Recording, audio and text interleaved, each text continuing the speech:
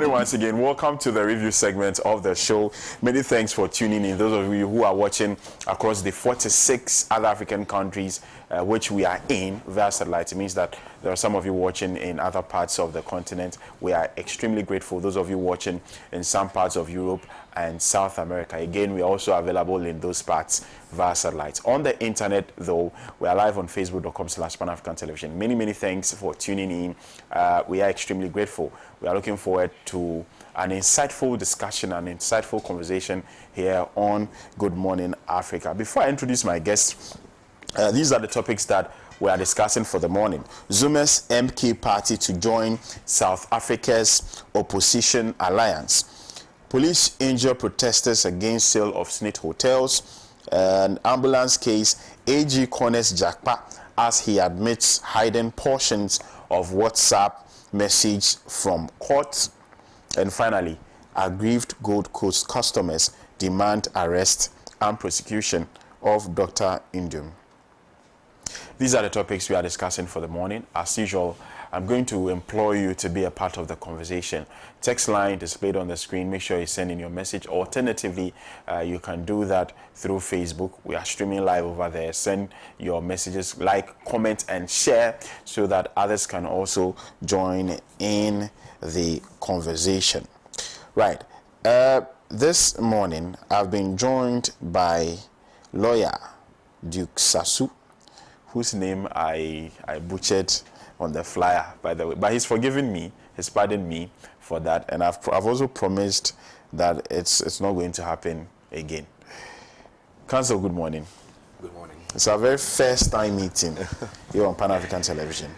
And for the first time, and then I also got your name wrong on the flyer. That's, I know how people do not joke with their names, you know. And so I want to apologize on air and say that it won't happen again as well. But we are actually elated. We are happy to have you on this day at Pan-African Television Studios. Thank you, sir. Right. Mr. Kwejo Aferi is no stranger to Pan-African Television. He's been here a few times, except that it's been long. It's been several months. The whole of this year actually he's not been with us. And yesterday I called on him. He responded. He found it appropriate to be here today, and so we are grateful as well. Mr. Aferi, good morning. Good morning, bless. How's the life? It appears you are adding some flesh. The government, the economy is good for you. Oh, really? Hey, it's showing. I can count how many times I've run out of the country, even to Burkina Faso. Hey. Yeah. I've spent most of the year, first half of the year, outside Burkina Faso, and even I've almost been in Niger.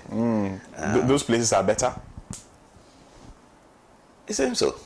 Oh. Burkina is doing, in terms of governance, in terms of the overhaul of the economy, I think they're doing quite better than us. If you are traveling to the north and you pass, let's say, Techiman, if you meet 10 trucks on the road, 9 could be going to Burkina Faso. I see. So that should tell you how much Burkina. And then there was one day I met about 120 trucks going with tractors, equipment, and stuff like that. So, and it's actually quite peaceful in Ouagadougou. Oh, it is? Yeah. And there are no protests. And there are no policemen beating anybody. Right. So maybe they are doing quite better than us, except if you go to places like Niger where they are landlocked. And now Benin is defining landlocked for them. So, but by and large, no matter what, home is home. Ghana is always nice. Right. I'm expecting the Member of Parliament for the Sisala West constituency, Honorable Mohamed Adam Sukbaru. He's on his way. I'm sure he'll be here shortly. But we'll start the conversation regardless. Once he comes, he will join. We, as usual, as typical of Pan-African Television, we start our conversations with an African story. And so this morning we are going to South Africa. There's been elections. The election has ended.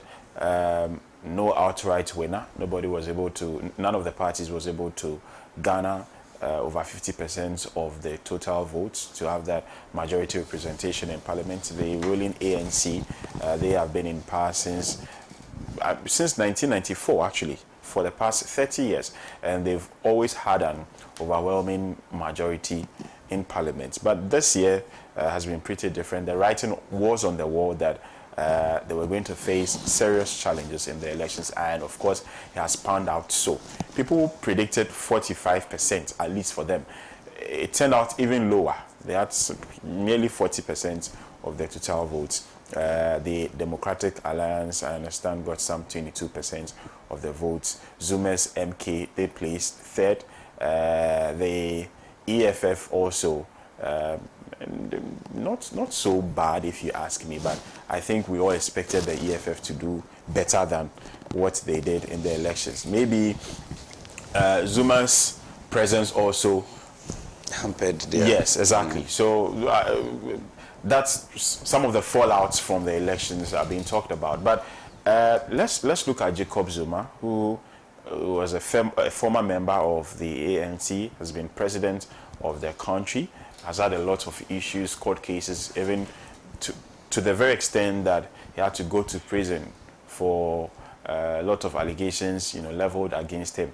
He has decided to join the minority, of which Julius Malema is also part. He doesn't want to have anything to do with the ANC. He believes that the ANC's alliance with parties like the DA is not good for South Africa. The DA for a long time has been seen as the direct opposite of what the ANC stands for. So he cannot for the life of himself understand why a party like the ANC would want to associate itself with the DA to form, a coalition government. But if there's one thing that we know, is the fact that Jacob Zuma and the president, Ramaphosa, they do not agree at all. I do not understand why that is. What has Ramaphosa done to Zuma? Bless. I want to start the conversation with you, Mr. You just, in your initial commentary, you just mentioned it. Ramaphosa succeeded Zuma. Jacob Zuma, yeah. And all the issues and incursions on Jacob Zuma, Ramaphosa has been the president. So obviously... He has led it. Or he has orchestrated it. He was leading the ANC. Ramaphosa has succeeded him. He didn't end it there. They pursued him in court with so many allegations. The guy has to fight for his life, to fight for his liberty, and actually to fight for his political career. So if he comes in, I think initially after the election, one of the things he asked that if he was going to have any sort of sitting on the ANC, Ramaphosa has to go. That was the first thing Zuma actually asked for. If you ANC want to sit with him to talk about any alliances or whatever, the first demand he's making is that Ramaphosa has to go. So that should tell you what has happened between these two. I would have called them statesmen in South Africa. And I don't think it's only Jacob Zuma. I was trying to find what has been Naledi Pandor's reaction after this election and some of the decisions that the ANC party is taking. You know her stance on so many things. She stands for Pan-Africanism. She stands for the black people. She stands for the South African people, the masses of the South African people. The DAs are more conservatives.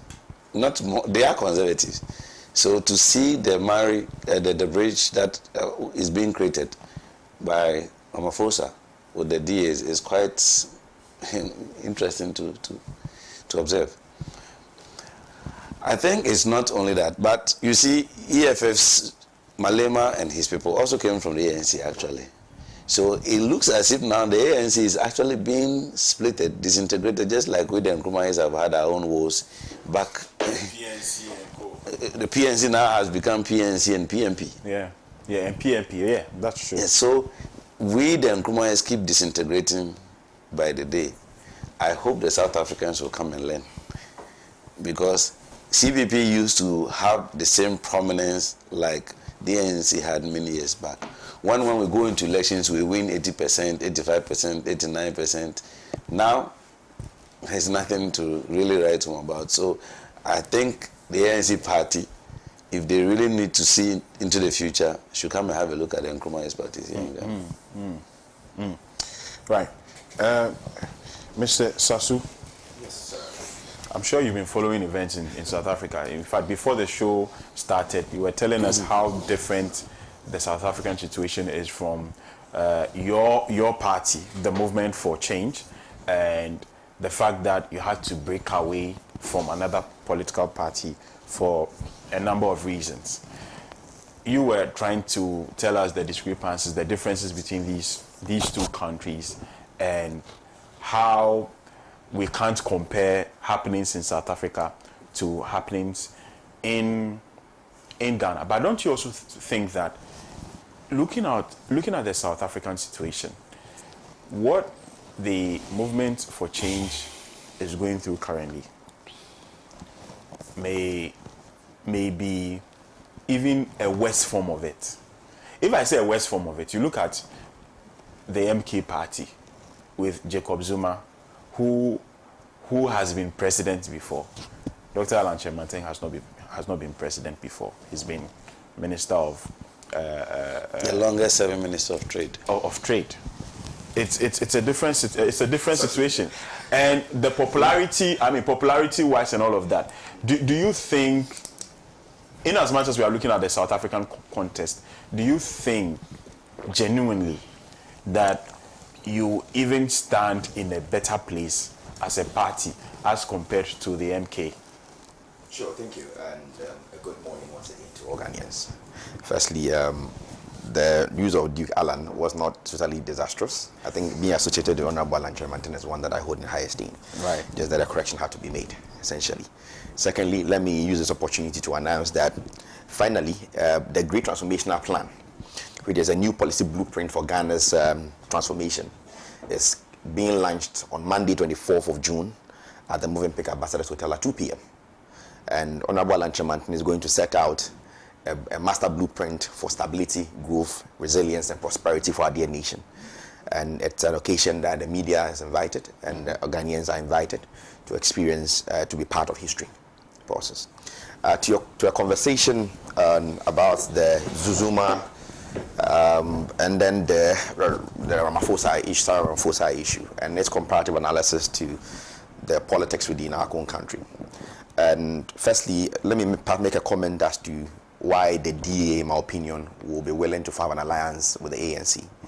The Democratic Alliance, I think, post the elections, said that they think that it will serve their interest more to have an alliance with the ANC than see an alliance between the ANC and far right or much more revolutionary organizations like the EFF and the Zuma Party Alliance. I've said earlier on that the MK Party was a paramilitary arm of the ANC. So essentially, they are ANC true and true. If you're talking about pre-independent South Africa, the body that represented the very revolution of the apartheid regime, of the apartheid, anti-apartheid system, was actually the MK Party. So they are more of the people who believe they are preserving the originalist ideals of the ANC that represent much more of the radical ideals of the likes of Nelson Mandela and others between 1961 to the 1990s. Now, I chanced on the manifesto of the MK Party in 1961, and this is a quote from that manifesto. It says that the time comes in the life of any nation where there remains only two choices: submit or fight. That time has now come to South Africa. If you analyze the speech that that Jacob Zuma released a few days ago, where he rejected the outcome of the elections, believing that it is rigged, and saying that he would not form an alliance with the ANC. It is him looking at a greater objective as to how he believes that revolutionary ideals can be sustained, and that it cannot be sustained within the current structure of the ANC. And so it is only by fighting and being a force of opposition that preserves their very identity as a people. So that's a nuanced conversation to have on its own. On the comparative with our own political landscape in general, I think that in terms of popularity, for anybody to say that to in any way undermine the popularity of Honorable Alan Kyerematen in this country is one that I think is flawed from onset. Honorable Alan Kyerematen's popularity within rural folk, around rural folks, the brand Alan Cash, is one that cannot be disputed in any way. Honorable Alan Kyerematen as a dominant force within the political landscape is one that can never be in any way questioned. Of course, we are in a political climate and we believe that there is the need for greater force to achieve objectives.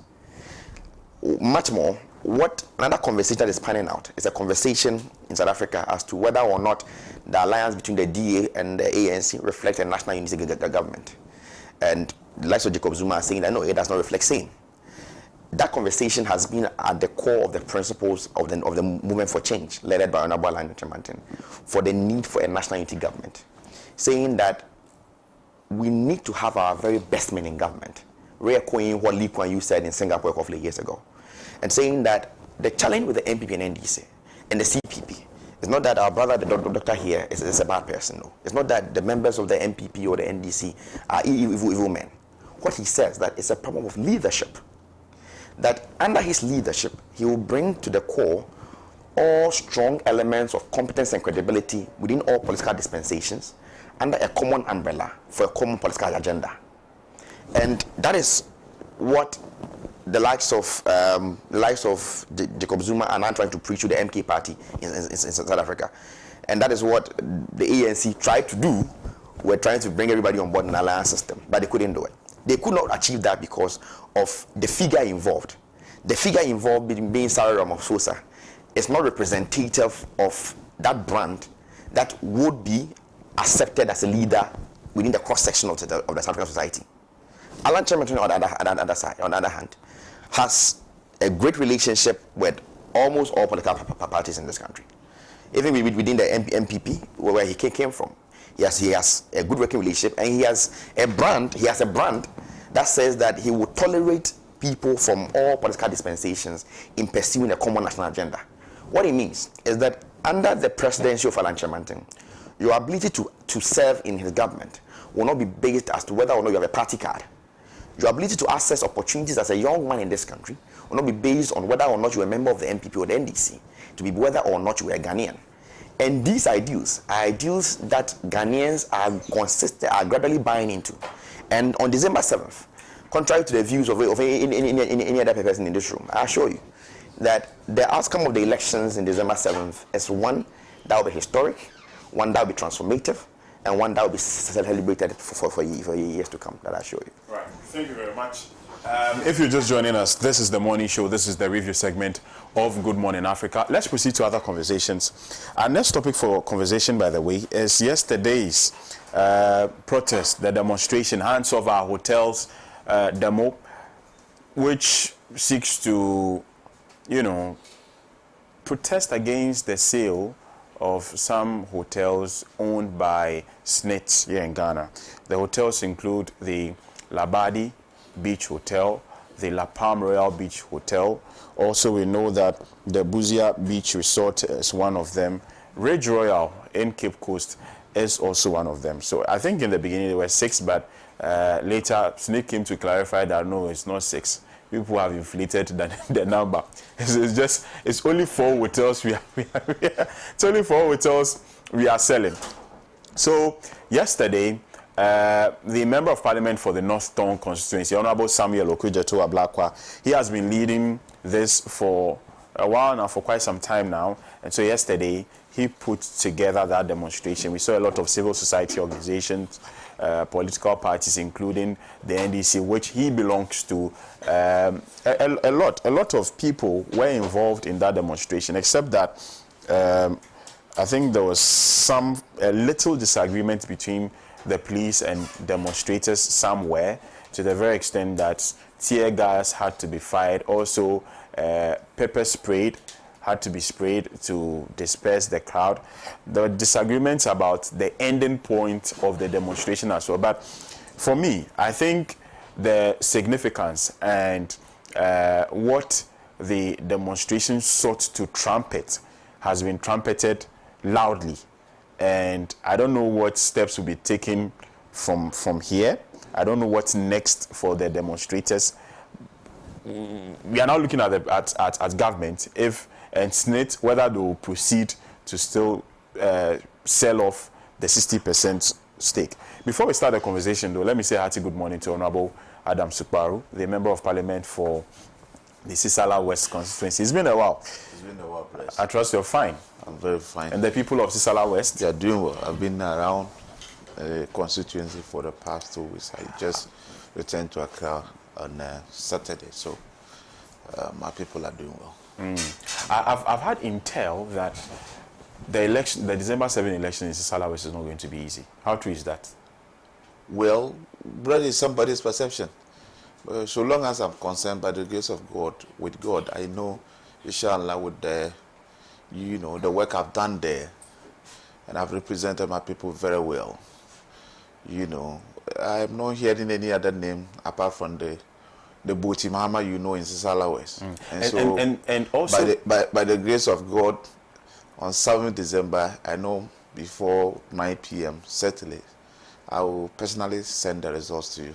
Is it true that the people of Sisala West are averse to retention, as in retaining a member of parliament? They say it's never happened that I mean, they retain a member of parliament. It's not true. The constituency is only 20 years.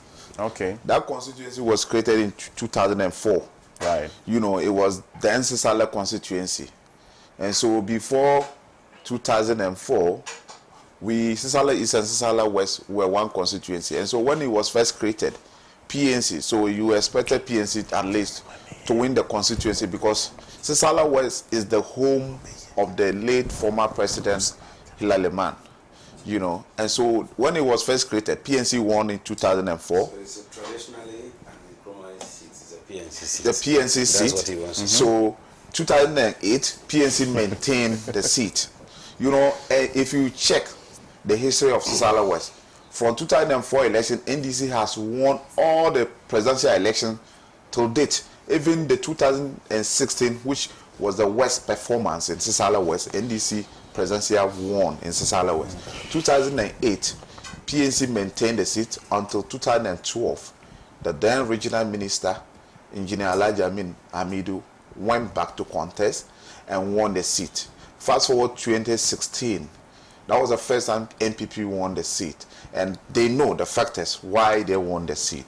There was a sharp division between the then regional minister, who was a Kimben MP, and his DC, who was dismissed from office 8 months to the election.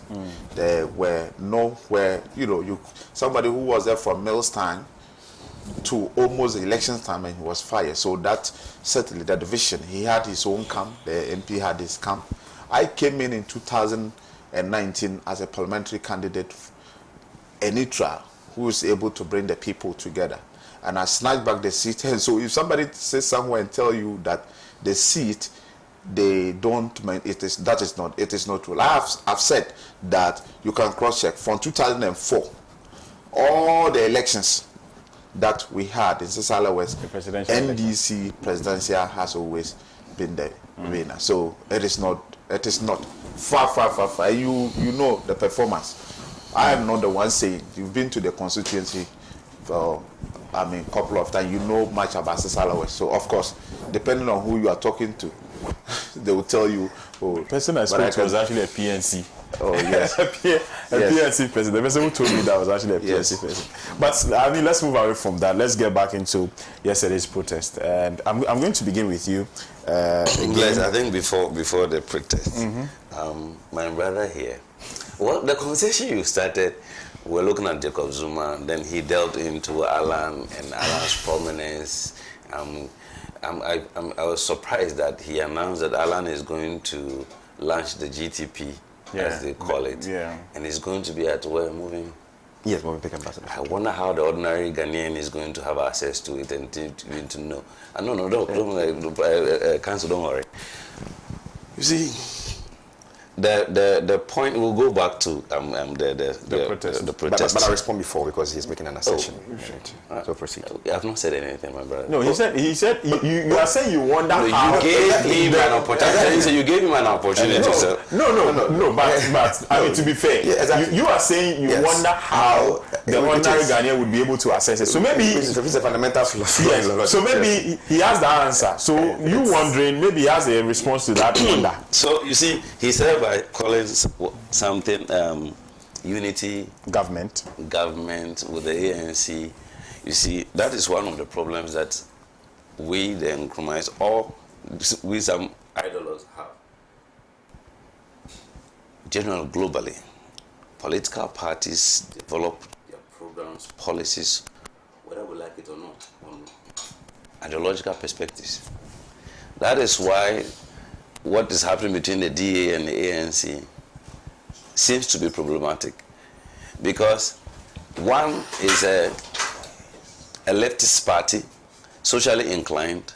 One is a conservative party who looks at, whether we want to say it or not, the white minorities in South Africa.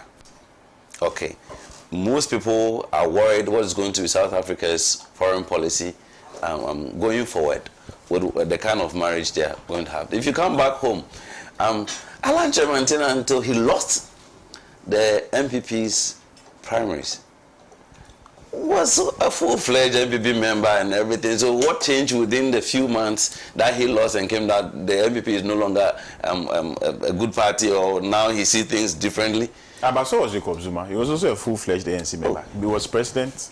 Jacob Zuma has kept to his political ideological stance. He hasn't shifted from it. His problem with Ramaphosa is because Ramaphosa has embraced the DA, which is an opposing party. Malema is also from the ANC. What I'm saying, the movement for change can make similar arguments. Oh no, what I'm saying is that the MPP has departed from its ideologies. And so for that reason, they didn't also recognize that he's been in government. He's the longest serving trade minister. I'm not sure the argument, my brother. So you be patient. Be patient. The argument on the principle or rationale behind Honorable Alan. Which principle are you talking about? No, I'm wondering what principle you are referring to, honestly. No. Because you are making scattered assessments on one ground of a comparative between whether what happened in South Africa is happening here, or whether we are announcing you see, the GTP you chose to one that embraces ordinary people, or whether or not he has left certain ideals and all that. So you can actually not preach any ideals. Briefly conclude on that. Let's get into it. There are a lot of issues we need to talk about. No, but let me quickly respond to the issue. This is a very important one. He talks about the fact that whether an announcement or moving pick is one that every ordinary person has access to. Number one. So I'm wondering what an appropriate venue for him would have been. Or he meant that we could have gone to probably the stadium and had it in the stadium lounge. That was what he would have been much more okay for him. There are more people have access to. Whether even it's a stadium, you still wouldn't have every single Ghanaian having access to the venue. The most important thing is that are we able to amplify it for the media, for people to have access to it? So that is, I'm wondering where, respectfully, where in quote pedestrian argument was coming from, and I think sorry in quote. I'm just trying to make it trust me. You wouldn't want to pass his punches. My apologies for that. But seriously, I think that was that. Well, I thought that argument was really uncalled for. It was really uncalled for. Right. No. Proceed and then let's anyway. So just like I was saying, see, if you want to stand for certain principles and values, I stand in for the masses. My actions and inactions, decisions and programs and policies goes in that direction. So you see hotels which have been built with the funds from Ghanaian workers. I'm saying funds from Ghanaian workers because it's those funds that goes to Snit, and Snit is supposed to invest those funds so that they will be able to make some returns from it and to be able to pay the pensions of Ghanaians. Bless, the problem with this Snit thing is that we've allowed these things to perpetuate for a very long time. I think the hotel issue is only raising or directing attention to how Snit actually manages the funds of workers. Snit had Wahome, which was a steel company. It's been gone, actually, to a Chinese. I don't think anybody even had any attention. Nobody even speaks about it. It's been something normal. Maybe in this particular case, it's because the beneficiary, which I find a very big problem with it, someone who is still serving in government, is a minister of state, and then will go ahead to sell hotels that belongs to workers through Snit to one individual. I don't know whether they advertise it. There've been so many stories about it. But for people to go on protest and be raising issues and having conflict with the police is also another thing altogether. I think this whole thing about Snit selling their hotels, whether it's 4 or 2 or 6, to a known person in government, whether I would say we are separating his hotel from him or not, I think it's way of conflict of interest, especially when his party is in government. Especially things that has happened within the headship of Snit. You know what has happened to the Director General recently, that Mr. Osafumafu's son had to become the Director General. People resigning, people being removed, a whole lot of stuff that is nobody gets to know exactly what are the rationale behind some of the decisions being taken by the government or the management and board of Snit. And then all of us sudden we hear of Golden Beach Hotels, which is Labadi and Elmina Beach Resorts, and the Labadi Beach Hotel, the Buzia Beach Resort, being sold, all of them together, to one individual. We all know that Rock City is it's one person. It's not like we have, and Rock City has just begun its hotel business. I don't know what kind of experience they have. You have the likes of Alisa and Co, who have been in the system for a very long time. Everybody knows them, from Laboni to Rage, and developing and growing, and you see where they are going. But Rock City, yes, one person makes an investment somewhere, and then we take 4 or 5 or 6 hotels, or whichever number that they're talking about, and give it to him, and he's still serving in government, and his government is in power. What other influences are being made to be able to give this? Are we dashing it to him? We talk about the transaction advices, and then the information that we are getting, the value we're supposed to get about 889 million or so, and then the amount that is being given to him, as if some people had gone to sit down to agree and say, so, let's share. You know, there's a story about Labadi Beach Hotel, the front of Labadi Beach Hotel, being said to be owned by the son of Blay. Of Blay. When you hear some of these stories, it's like, what is happening? These are properties that belong to Snit, and Snit is not an entity on its own. Snit's funds are actually from the contributions of Ghanaians. Bless, years back, Snit is putting up housing units. How many workers are in those housing projects that Snit undertook?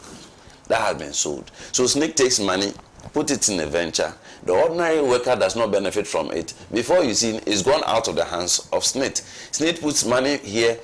I was just making an analysis. Snit had 4 banks or so. The SSB bank, that the Social Security Bank of Snit, was for Snit. They sold it to SG. They had the Trust Bank. SSB, yeah. They sold it to EcoBank, the Trust Bank.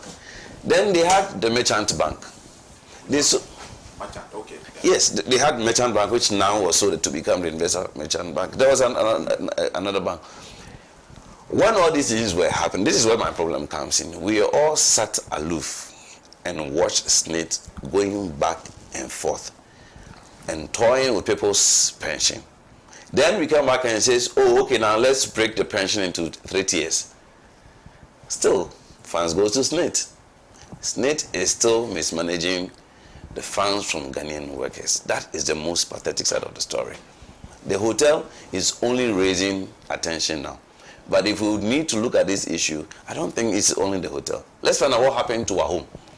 All the many projects enterprises that Snit had invested funds and allowed it, if it was their own funds, to go down the drain and sell it anyhow to anybody. I'm saying one typical example is Wahome in Tema. Wahome is now being owned by Central Steel. Same as we are going to have similar problem with the oil refinery with Central Oil. One Chinese man and as a state. So sometimes some of these things don't really come up for people to know. One Chinese man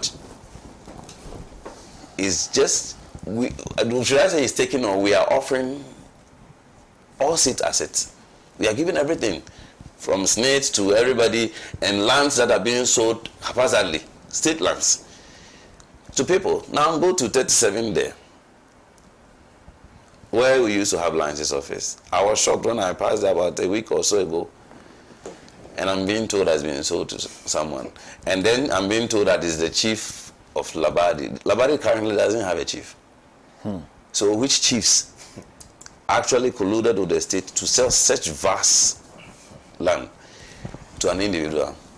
And it's been happening. Osu people are complaining, Labadi people are complaining, Teshin people are complaining, Nungwa people are complaining. How we are sharing state property haphazardly to people. The way people are, because it's what will happen in the next 20 years. See, you see where our Jubilee House is. You can look at a radius of 200 to 300 meters around from our presidency. Most of these lands have been sold to foreigners who are putting up buildings around it. I don't wonder why national security has not picked up this. 100, 200 meters radius around our presidency. If you take part of Kanda out, everywhere you find foreigners buying lands and putting up buildings, which Ghanaians, of course, cannot occupy those areas. And we are moving further and further away to the Dodowa, to the Kaswes. I'm saying in generality that this Snit hotel thing is just a call to all of us to rise up and look at how our country is being managed, particularly how resources are being dispersed. It's hotel. Before the hotel, I said banks owned by Snit have gone. Industries owned by Snit are gone. I'm even told that the Snit hospital now is privatized. As to whether it's being owned by Snit or some people are owns the trust hospitals because they have it scattered everywhere. These are things that we all need to find out. Why is the TUC and all the labor unions sitting down, quiet, and allowing all these things to happen? I'm told Snit has two members on the Snit board, the TUC. Why are we sitting down? And they're saying that these two people on the board, their significance there's not. It doesn't really they don't really carry weight. How? Workers. That's what we've been told. Are the main contributors of Snit. Snit doesn't make money anywhere apart from the contributions from workers. And the representatives of workers or labor on the Snit board are just there for charade. Well, I wish to know the individual. Then why is the Director General of TUC himself not there? So that the people can hold him responsible. So if you have people there who are just there for collecting sitting allowance and meeting allowance, and the contributions or the funds of Ghanaian workers are going down the drain, and you said you're on a board for what? Would rather want to commend those who went for the demonstration yesterday, and then we are still going to. This is a very volatile year in our history, political history. So if police are not going to learn how to manage such crowds, then we don't know what is going to happen. Getting closer, well, we're inching closer to the main election. We just need our state institution to be very professional and proactive and really listen to when people are going on protest. They are only sending a message. But when it happens that people get hurt in the process, there's collision with the police in the process. And we also advise protesters and the leadership protesters, when they are going on such things, they should be able to really get their people to comport themselves and then get the police to also be professional. Once we advise the cat, we also advise the mouse to ensure that. But I think this Snit hotel thing is only a clarion call on all of us to open our eyes and then try to do a thorough investigation or study of how Snit is managing funds. I think that will be very important. Right. Thank you very much. Honorable Supari is a member of parliament of the Sisala West constituency, represents them very well. I've been to the constituency and I can attest to the many things that he's been doing over there. Masiet has been phenomenal, if you ask me. More power to your elbows, Honorable.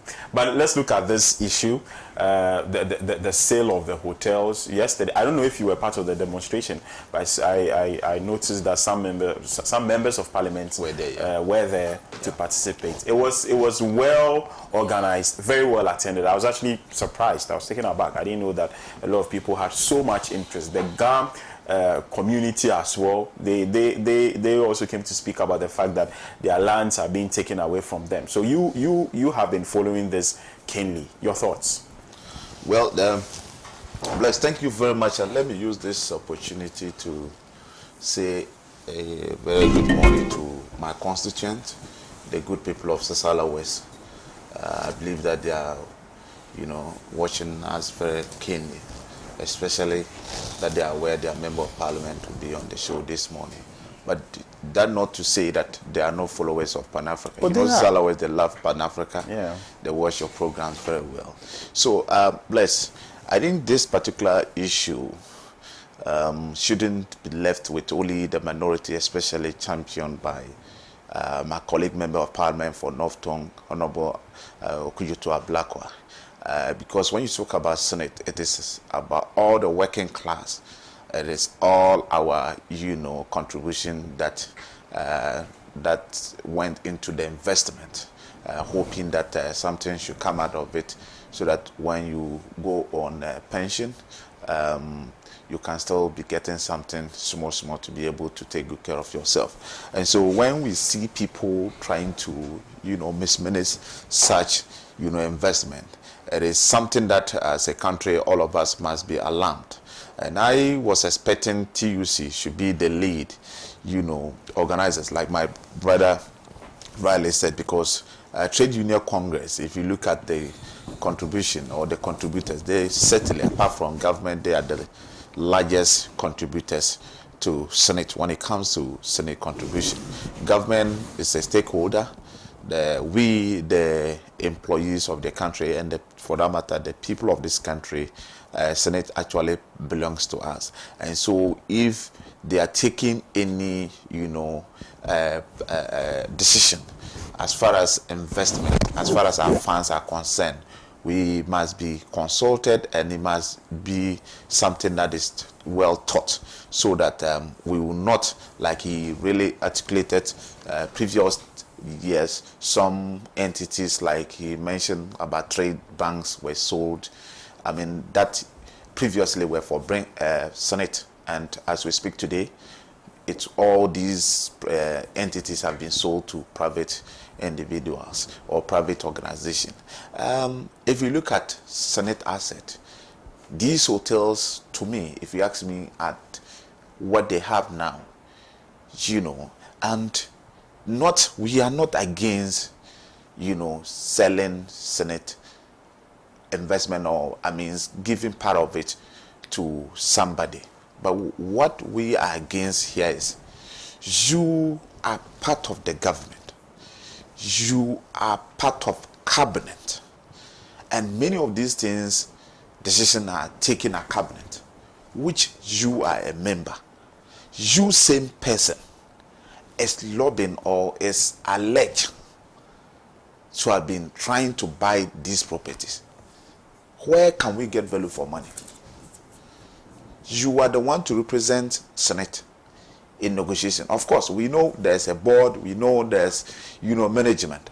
But in all these things, Senate, I know if I'm not mistaken, is either under Ministry of Finance or Ministry of Labor. Until recent times, it used to be under Ministry of Finance, but now it's under Ministry of Labor.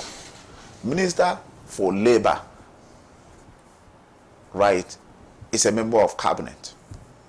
The Honorable Brian Chambo, who happens to be the Minister for Food and Agriculture, is a member of cabinet. Yeah. These are people who are supposed to sit in cabinet and take decisions regarding Senate. And so, if you, the one who is supposed to be deciding or who is supposed to represent the people in negotiating, you are the same person trying to buy the asset. I mean, I don't get it. And so when people want to complain that this is a conflict of interest, you see some individual. Sometimes it surprises me. Senate doesn't belong to me. It doesn't belong to you, Bled. It doesn't belong to my brother here. It belongs to all of us. Do you understand? And so, if people are raising genuine concern, and you see other people saying that the entity, Rock City, it's different from the person, Brian Champo. Yes, if you look at it from the point of law, it clearly so. By who established Rock City? I didn't think Rock City just came from somewhere. Under the new law, you would ask who is the beneficiary? Who is the beneficiary? Owner of Rock City. Who is the beneficiary owner of Rock City? Rock City. Most especially, just recently, 2024. You can cross-check from GRA. Rock City recorded losses over 1 million or 2 million Ghana cedis. Over, if I'm not mistaken. I can't quote, but they've recorded losses. Yeah, so all of a sudden, where did Rock City get the money trying to buy the 60% shares of those properties? And even the more important question is that for a hotel that is making losses, how do you manage a hotel that is already making profit? Yeah. In any case, why are we selling those properties? A hotel that is making profit. Why would you be selling something that brings you money? It's not like the hotels, the Snit hotels, it's not like they are recording losses. You get me? And so that is why everybody might show interest in this particular conversation. Because we cannot be, look, sometimes it saddens me. You drive through Opebia towards 37. You watch on your left where DVLA used to be. Nobody is explaining to anybody. We don't know the particular investor who bought and who sold that land to the people. Everywhere. Why are we doing this to ourselves? That particular land had a Ghana Police Service. Ghana Police Service.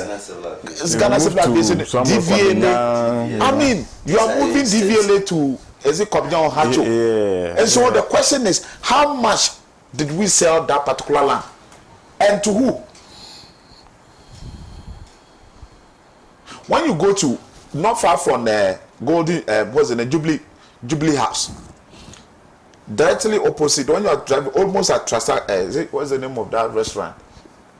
Oh, where the traffic lights is, just by Jubilee House. Afrikiko. Those officers who used to live there, I have a friend. He tells me, it's honorable. They've sold almost every part of that place. In fact, bungalows, people were living there, and they've moved them from that place to Chado. Rented private properties for them to be staying there. Just because that particular place, that whole place have been sold to a private investor. Why are we doing that to ourselves? And you would not hear people talking about some of this. And when somebody stand for all of us, trying to raise these things, people sitting somewhere, I just don't know whether they really belong to this country and they are aware of what is currently happening in our country, who jumped into the defense of those people. We are not against private individual trying to do things on their own. But what I don't support is for you to use your office trying to take advantage of the ordinary people, the vulnerable people out there. Why are we doing this into ourselves? Of course, if you think that your hotel is that, profitable, that you want to acquire more hotels, he should embark on expansion. He can equally build. But leave our hotels alone. If you go to Cape Coast, one of the most patronized hotels in Cape Coast is the Snit Hotel. The Ridge Royal. Ridge Royal, yes. Yeah. One of the most patronized. If you don't book ahead and you go there and you think you can just walk in and get a room, you'll be deceiving yourself. And so all of a sudden, we should give it to somebody.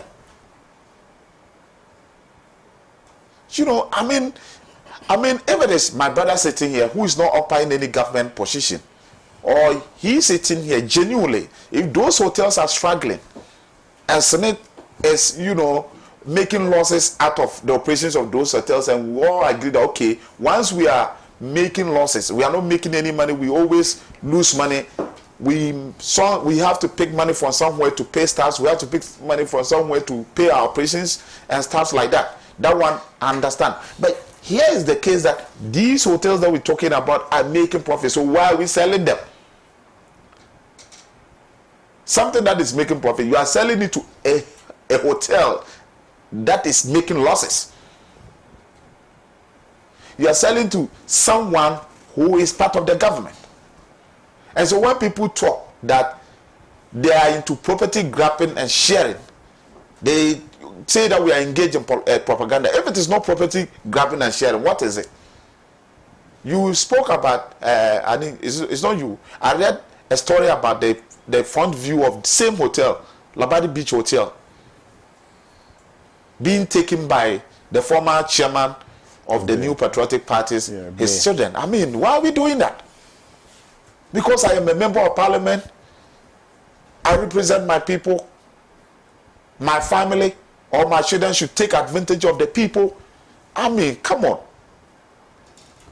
And so what surprises me is this. We all travel outside and we go there, we see how things are being done, yet we come back here. That is the most dishonesty aspect of it about this government. Almost every month, all of them, all the cabinet ministers, almost they've been attending programs out there. And it's not like many of these, when we talk about conflict of it, they are aware of it. It is just a grand style of grabbing and sharing. Look, yesterday, I don't want to, because the person is late, I don't want to talk about that business. You know, everybody is just grabbing. Everybody is holding on to something. I know. Somebody spoke to me. I serve on lands and forestry committee. Somebody whispered into my ear, so honorable, if you guys don't sit up, all the bungalows at cantonment have been sold. Yeah, even in Tamale, the lands somebody around the airport in Tamale. Somebody will come and knock. And so once the person is able to identify that this particular bungalow belongs to government and this is the plot number, that's it. Are they being sold or they are being sold? They've been sold. And so even when your committee sit up, they've been sold. So when you say committee, this is, look, until those matters are brought before us. So if I should go to cantonment, I won't be able to identify this land belongs to government, this property belongs to government, this one belongs to, it is the Ministry of Western Housing. They have all the records. You understand? And so it is not only done by Ministry of Lands and Natural Resources. It's a collaborated something. And so sometimes I won't be surprised one day we wake up to be told that the Jubilee House, the land that the Jubilee House is sitting on, is being sold to somebody. I'm telling you, there will be a day, if we don't rise up now to fight these guys out, there will be a day we will get up and you, the journalists, will announce, you will report to Ghanaians that Jubilee House is being relocated. And the reason is that that particular land has been given to somebody. So it is time, and I think that every Kenyan, regardless of political party, must support this call, must support this particular fight. Honorable Samuel Okujoto Ablakwa is leading currently. We must ensure that our hotels are safe, and moving forward, no any public property should be sold not even to a private individual. Not, I mean, I don't get it. When I want to talk about this thing, I sometimes get emotional. My brother, it's pathetic. You know, and you see people trying to defend this. Why? This country belongs to all of us. And every asset of the country belongs to all of us, regardless where you are coming from. Right. Thank you very much, Honorable Sukbaru, for your submission. The police yesterday, you look at what they also did. Yeah. Why are we doing that? People who were not, they were just obeying simple instructions. And so, what happened? It is something that I am disappointed in the IGP. Honestly, I am. Because he was there himself. And so he cannot tell me that prior to this demonstration, his outfit did not have a meeting with the organizers of this demonstration, and then the laws, the routes where to pass and where not to pass, all these things were agreed upon. And where they should end the demonstration, all of these things were agreed upon. So what has changed? What has changed?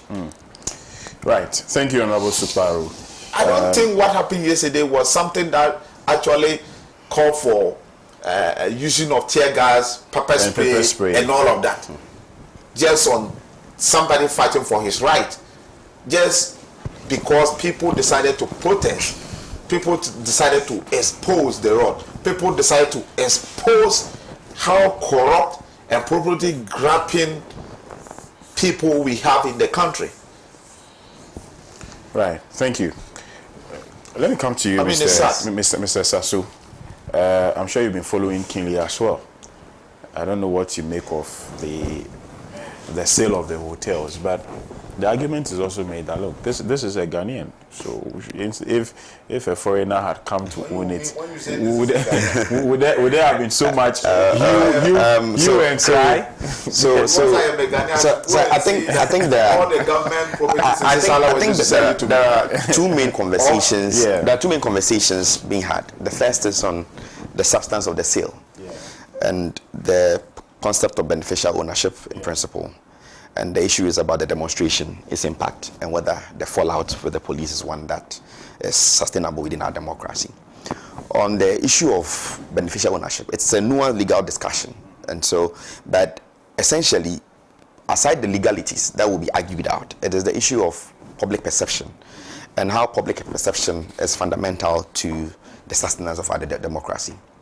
So that where a member of cabinet, a minister of state, is sent to be have an interest in a purchase of a state property, then the question comes, even if, assuming the law is even on his side, is it sustainable within our political dispensation? So that even if the laws allow it, should such law that allows such be allowed to exist in principle? That's something we need to look at. Because in the times that we are in, where unemployment for young people is at its highest rates, where crime is increasing, may mainly be because of how the issues of societal decay, because of issues of unemployment and economic dissipation going on here and there, where issues of public corruption, it has a high level of perception in there, and where people are, the disgruntled youth out there is amazing. It's historic. So the level of a lack of progression within our economy and within our state architecture, and then these conversations of a potential, right, undermining of our state resources and state assets by elements in government becomes also quite problematic. And so, assuming even the law on beneficial ownership is one that favors a certain party or not, that is a discussion that can be had on legal front. The question is, what is the role of public perception in the acts of the government in sustaining our democracy? And I say that emphatically that it is extremely worrying, especially in the time that we are in, to allow such to actually happen. Of course, there have been sales of state properties, even to private individuals who are deemed to be connected to the government and above the NDC and the MPP. right? We had state resources and all that. The question in this case is that it's a certain a minister of state and a member of cabinet who probably might have an advantage and accident dimensions, who might have some degree of ownership and degree of access to the properties being sold. And that is the discussion here. So that is a nuanced conversation that needs to be looked at. The other conversation boils down to the demonstration and its impact. I think that we need to say kudos to all Ghanaians who were out there to actually demonstrate. I think that when the only challenge I saw yesterday was that when you call out the masses to come and demonstrate, the way you sustain such engagement for future purposes is that you make it a non-political demonstration. But obviously, it seemed to be turned into a campaign by our brothers in the NDC somehow, with songs being played and the name of their flag bearer being chanted at different points. So at some point in time, I was wondering whether it was a non-political demonstration as they had said it was going to be. But of course, it's a political element who was probably championing it. We must say kudos to him for that. But let's try and sustain these demonstrations by putting it across as a non-political demonstration. But finally, on the issue of police brutality and whether or not it was one that is warranted, as to the nuance that brought saying is one that I cannot speak to. But what can I speak to is the architecture within our constitution and why potential elements of bias within our police is, whether actual or by perception wise, is one that needs to be dealt with. Post the 2007 election in Kenya, Kenya understood that the constitution in Kenya was so imperialistic for the presidency that it gave the president overriding powers in how he made his appointment.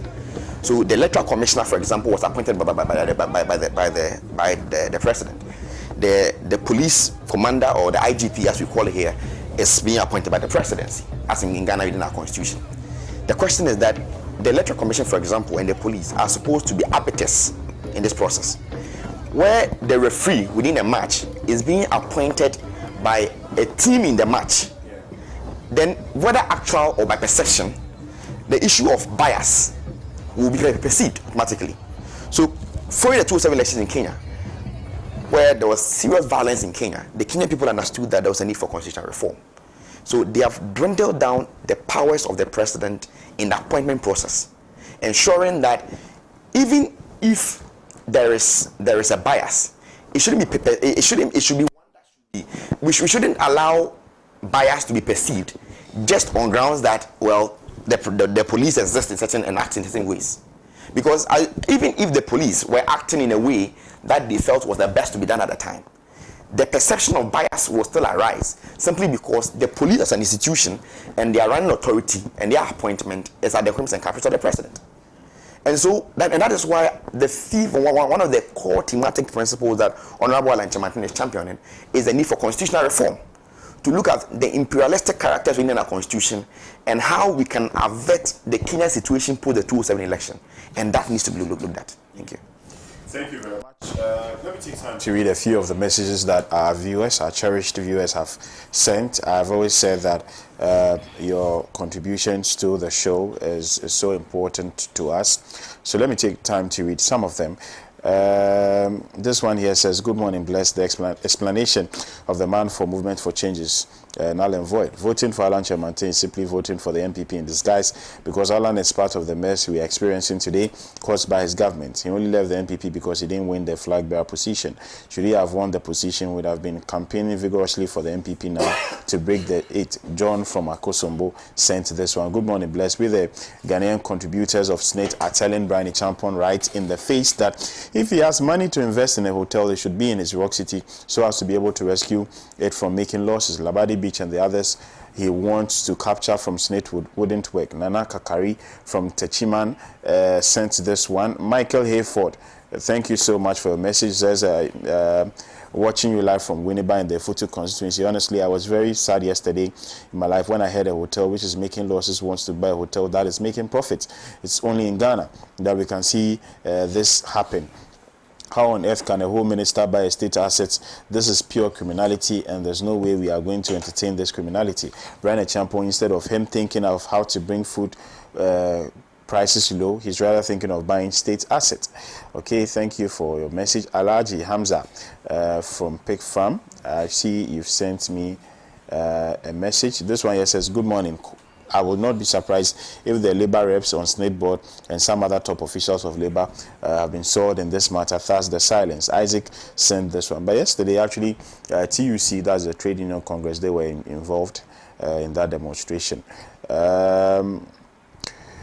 Good morning, panelists and your viewers. I'm totally flabbergasted by the MPP's myopic orchestration of the so-called Ashanti Democratic Youth to whip a shameful tribal sentiment out of genuine patriotic struggle led by Honorable Okujeto Ablakwa to protect and preserve state assets against the state capture of Nanado's inept and corrupt administration. The days of reckoning awaits them after December 7, 2024. Nicholas from Aflao sent this one. Thank you, Nicholas. Good morning, Bless. As a businessman, if your workers are not helping you to grow the business, what you do is to fire them and employ some other workers. In the same way, the government should fire the managing board of these hotels and put in their most competent workers. From Kwame Ofusu in Brekum. Thank you, Kwame Ofusu. Hearty good morning to the good people of Brekum. Alaji Hamza says, good morning, my brother. Salute Honorable Ablakwa wherever he is this morning. Functionaries and communicators of the MPP should stop this useless attack on Honorable Ablakwa and do the needful by staying off their hands from our Snit hotels. My brother, my brother, there are more powerful people behind this sale of the Snit hotels. They are trying to use Brand Champon as a frontier. It was through the hard work of this same Honorable Ablakwa that Ghanaians got to know about the route happening at the National Cathedral. The rot, actually, you mean, happening at the National Cathedral. This is nothing but pure state capture, but this dishonorable people. My brother, come to Tamale and see things for yourself. All lands belonging to the state are being sold. In fact, the future of this country under this wicked, super incompetent government is pregnant and hopeless. I'll read this final one, then we can proceed to other conversations. It says, Bless, if previous governments were to sell our state assets, will there be any for the MPP to sell now? How can Rock City making losses buy Labadi Hotel, which is making profit? If this is not a state capture, what is it? MPP never again. Stephen from Kwabinga sent this one. Thank you very much, Stephen, for your message. Keep on sending them. I'll find time to read them before the show ends. Our next topic for conversation, though, it's about the ambulance trial. Yesterday, court proceedings happened yesterday. I'm going to start with lawyer, by the way, because so that we'll be guided and not fall victim to the very harsh laws of contempt of court. But Jakpa was queried yesterday. He was cross-examined yesterday. That's the legal term for it, and a lot of revelations came out. He said that, of course, the WhatsApp conversation that ensued between him and the Attorney General, that wasn't all, but he, of course, brought out the parts that would favor his cause. He admitted to it, and a whole lot of other issues that arose. But I'm picking your thoughts generally on this. Sure, thank you. I think what Japa conceded to doing is mainly about advancing his best case. Yeah. Mainly when what Japa did was that I find generally quite unfair to the AG in terms of what has happened in general. But let's speak to the issues as to yesterday and speak to the issues in principle, in the sense that what he did essentially is that he advanced his case. And he says that, listen, I am bringing what is material to my case and what I think has probative value to my case in principle.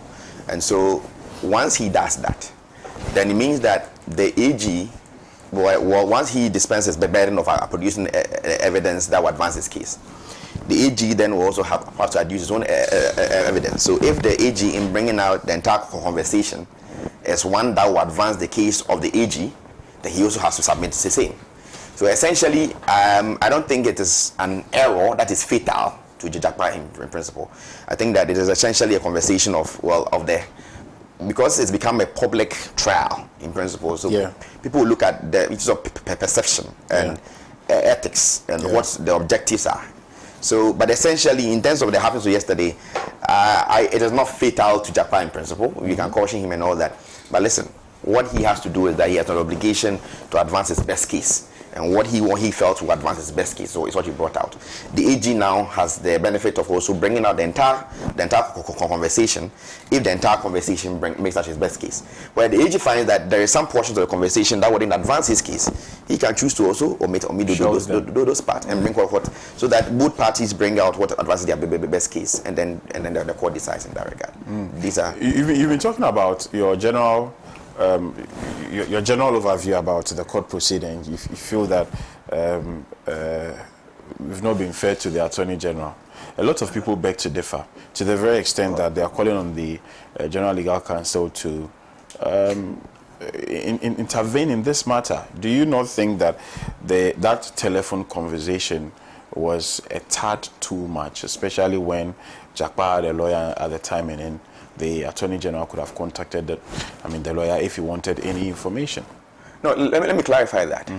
When I say unfair, I'm saying that in terms of Jakpa, his relationship with some stakeholders and consider happening between those three parties, I'm looking at relational unfairness. Like Kulendi. Exactly. Yeah. I don't want to delve into that. It's a bit, but essentially, it is highly unethical. If you look at the LI, the obligations of a lawyer and all that, and especially a client who has a lawyer, and the nature of conversation that must happen between the lawyer and the lawyer of the client, and at what point you involve the client himself and all that.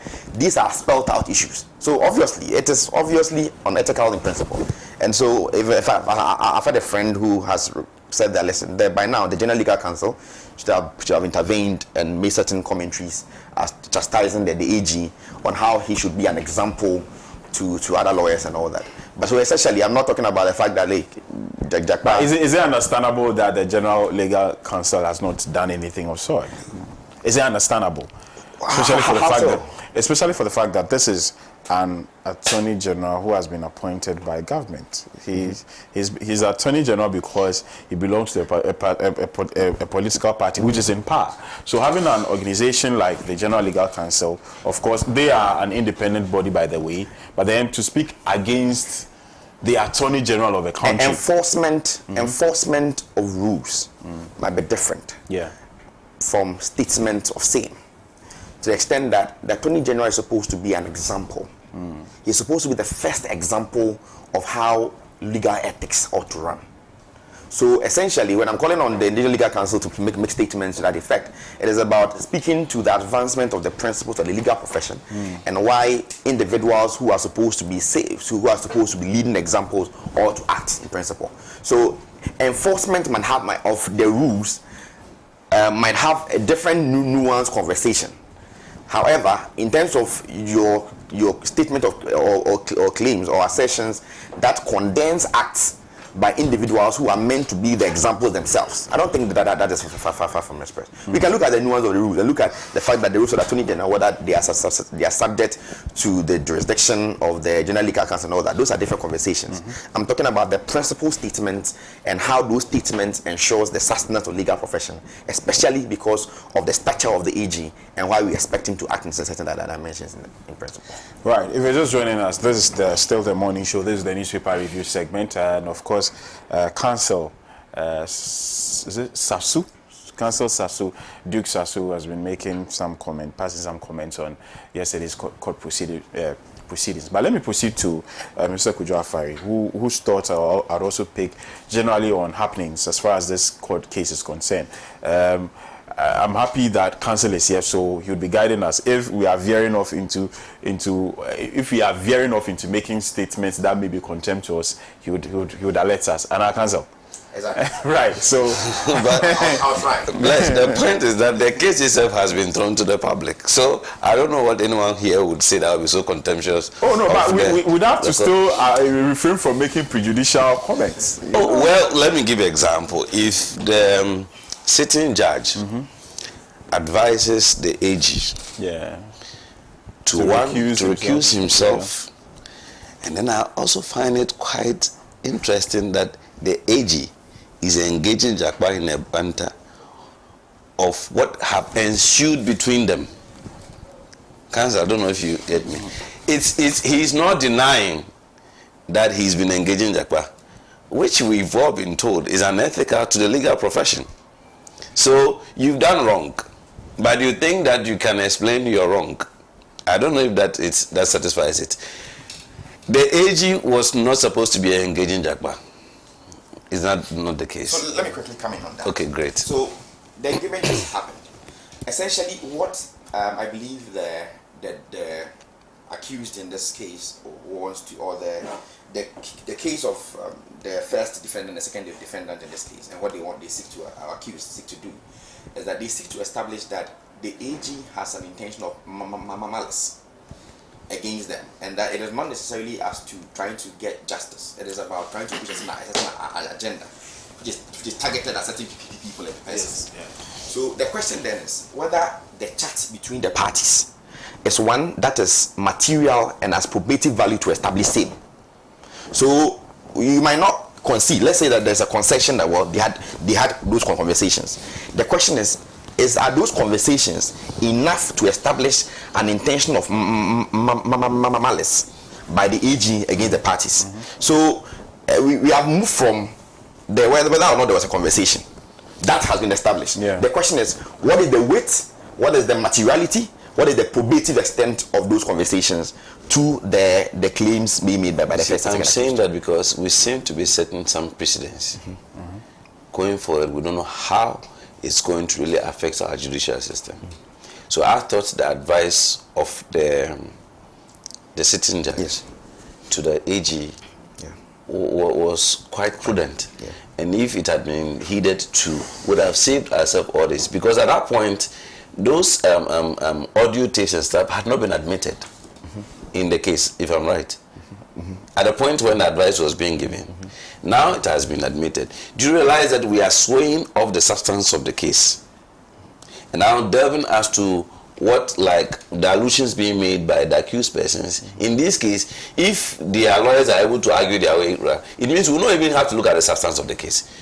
We need to look at the agenda of the AC, of the AG, and as to something that will promote the cause of justice in this particular case. If the AG loses this particular section of the case, I'm not a lawyer, so I think, how are we then going to relate to the substantive case that is before the trial judge? No, but essentially, I think that even if the AG have taken the advice, once again, it's just an advice, not a compelling order. It's an advice. Certainly. So, to the extent that even if you are taking, those conversations had happened prior to the advice being given, it means that there was still the need to assess the impact of these conversations on the trial so far. Right, so whether or not there was the need for the court to make an assessment of this would have still been at this very, very point. There are two conversations. One is there is the issue of law. That issue of law will not be impacted by the opinion of the public. The law is the law, and the court will deal with the law. And that is why I say that. Which aspect of the law are we looking at? Are we looking at the substantive issue or the AG? The discussion privately engaging. No, the discussion is on the fact that Japa accepting that what he turned into evidence is not the entire conversation. Oh, okay. That's the conversation that is being had here, and I am looking at it as to what is the impact of it to his case. What is his case? His case is that the Attorney General has an intention of malice. Here he is not looking at justice, he is not looking at accountability or whatever. He's looking at he has a malicious intent against the first accused and other persons in general. So that is the assessment you are making here. Then we can have the conversation on whether or not the AG should have still kept on being a part of the case in general. That's a different conversation altogether. But the value there, and whether or not principally that someone will say it is non-ethical for Jagdakpa to essentially. So you realize that in the cross-examination, there have been attempts to look at his history and trying to look at his credibility in the process, whether or not he was fired. Whether he failed some exams and all that. Yeah. So there are questions of there are attempts by the AG or by the prosecution to question the credibility of Judge Jakpa in general and connect it to the substance of the conversation between them. Because at the end of the day, it is about materiality, it's about probative value, it's about the strength of your evidence in principle. And so the question is, and I am saying that whether or not he submitted only one chat or between them, he is sending what will give him value. Okay. The burden then is on the AG. If he can submit all the chats and or the entire chat gives him value within this case, he also has a right to do that. It does not in any way undermine the Jakpa, but essentially that's where we are. Right. So are you have you concluded? Well, for it's a matter in court. So right. You were even bringing a dimension. I thought you'd be cautious not to. I can understand. Let me come to Honorable Suparu. Bless this old Jakpa minority leader AG in court honestly has further exposed some groups or association when we talk about people being partisan in our country. What really transpired between Jakpa and the AG, ethically, I'm not a lawyer. Even if you are looking at it from the moral point of view, shouldn't have happened. And so I honestly was surprised that the Ghana Bar Association up to now hasn't said a single word. Have they spoken? If they have, I'm not aware. No, Ghana Bar, they've not said anything about it up till now. Peace Council has not spoken as far as this particular matter is concerned. No, it is. I'm not talking about the case that is in court. We are not talking about talking about the substance or the case itself in court. But what happened between the AG and Jakpa? There was a conversation between these two parties. And what was the conversation? If the audio that was played and we all heard it loud and clear is something to go by, I believed that with all sincerity, the Ghana Bar Association should have come out, especially that the accused, I say the accused, I'm referring to the AG, hasn't come out to deny the particular tape. It means that truly there was a conversation. If there was, who initiated that conversation? Why, even if the conversation, granted the conversation was even initiated by Jakpa, he being the Attorney General, why would you be engaging somebody who is at court and you are the person that is representing the state? You are the same person talking to the same person behind the curtains, trying to lure him to help you build your case against another accused, and stating that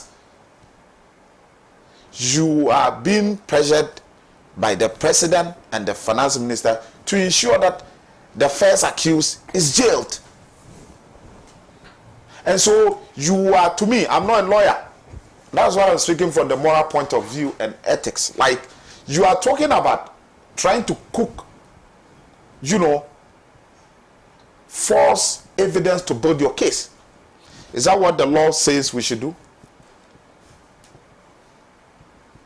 You are trying to lure somebody to testify forcefully against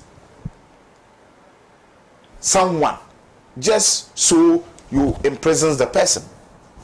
And the whole country is quiet. No, that's why I beg to differ a bit on that. You see, we are all lawyers, especially me and you. So, when the conversation is going in a certain tangent, we are told that Honorable Ato Forsen wanted to pay the money involved. No, he didn't want to pay. He didn't want to pay. This is what happened. The Red Sea, that's the company name. Yeah, Red Sea wanted to pay. They shipped the things to Ghana. You said you don't like the thing. It's not up to the standard.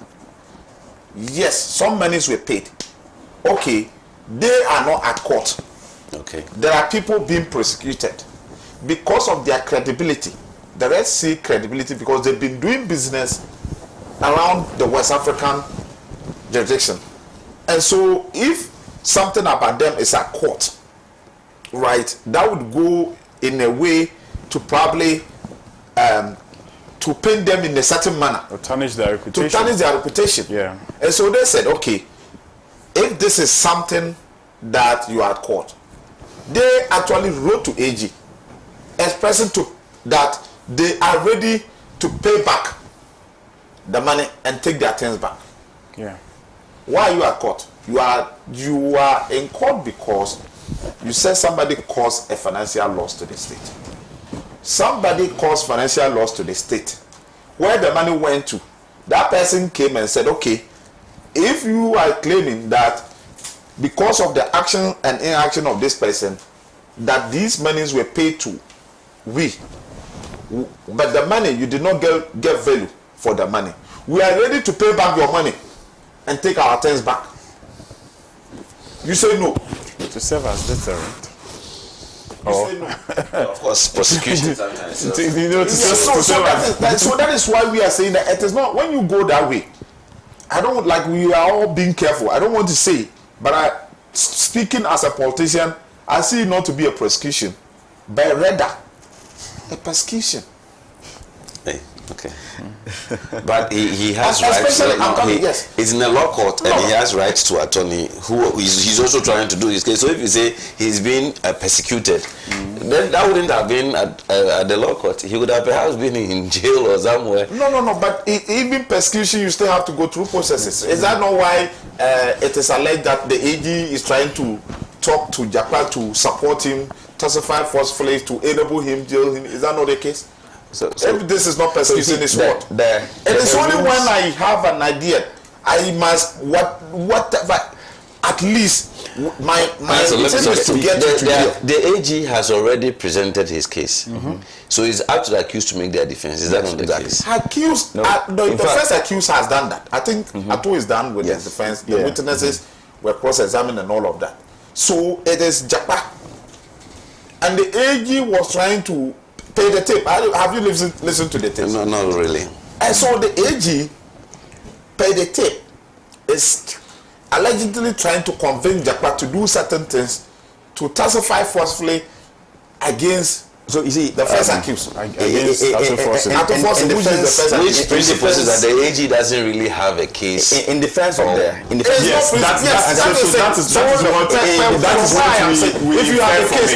you have a case and you know you have a case, why would you go behind the person trying to get somebody else? So in defense of the law, it's important that I engage on this.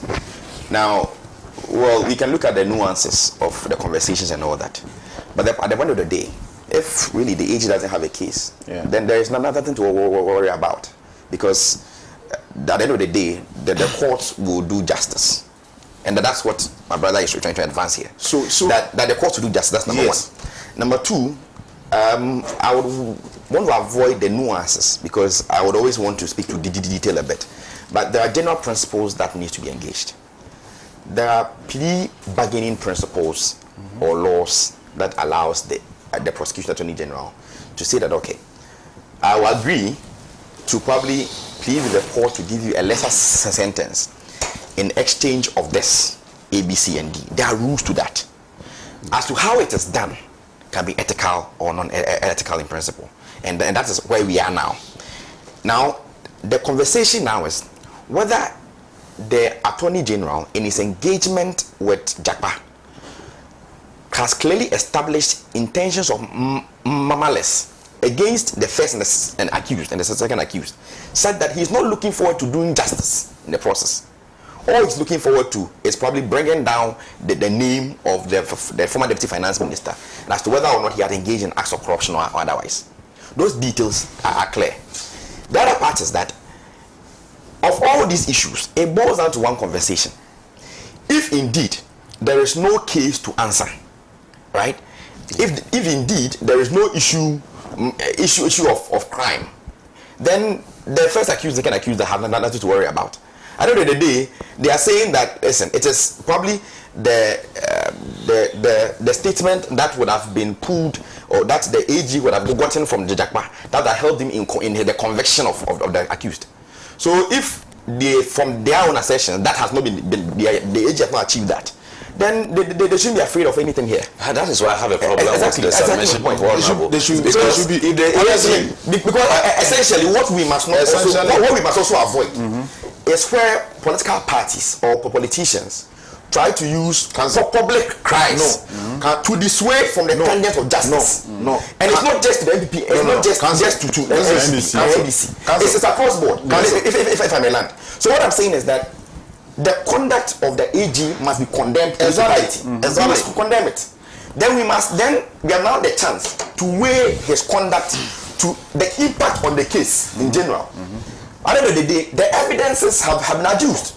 The court will analyze the evidence, and evidence is there. And now the court is assessing whether the evidence that has been advanced by the AG is one that can be has been impacted by those conversations in general, such that it will diminish the probative and the material value of that evidence. You are speaking law, and law is the language of the by the way. Exactly. So what I'm trying to say here is that I am glad you admitted that the conduct of the AG ought to have been condemned. It has been condemned. It has, and my issue is it has not. Okay. Okay, so it has not been condemned by who? But you, because he is sitting on the paper. Exactly, and he has condemned it. Yes, and I'm saying that when I was speaking, I mentioned Ghana Bar Association, I mentioned Peace Council in the country. At least these are respected bodies when they speak. So this, wait a minute. We know that yes, if we are saying that, I mean, there is no any case. There's nothing to be worried. But I am worried because if the AG can even approach, right, one of the accused person, trying to use him to forcefully testify against Honorable Minority Leader, that is the only one we are aware of. But this is only, this engagement, it is only one thing that you and I are trying to condemn because it has been brought out by Honorable what's his name, Japan. Do you know the number of moves he's made unethically behind the these conversations? Are these conversations about the credibility of our legal system, or it is about the case in question? If it is about the case in question, at the end of the day, your concern should be whether or not justice will be done. The question exactly. That is why I'm afraid. You know why? No, the question is that you have filed a case. Counsel, you are not getting what I'm trying to say. Let me respectfully come in. Yes, there are two things here. You are making a case. When I'm able to establish myself, you understand where I'm coming from. There's a flaw in your premise. Our time is even. But let me make a understand. If you can conclude. At the end of the day, what you should be worried about is whether or not currently the engagement between Jakpa and the AG's office is one that will bring out whether or not there is justice will surely be done. Unless you have doubts about the court itself.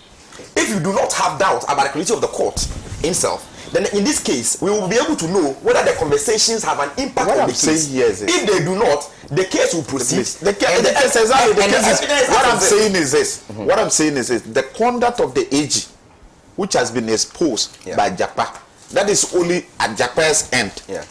The question you and I should be asking ourselves, trying to find answers to, is this: how many moves has the AG made?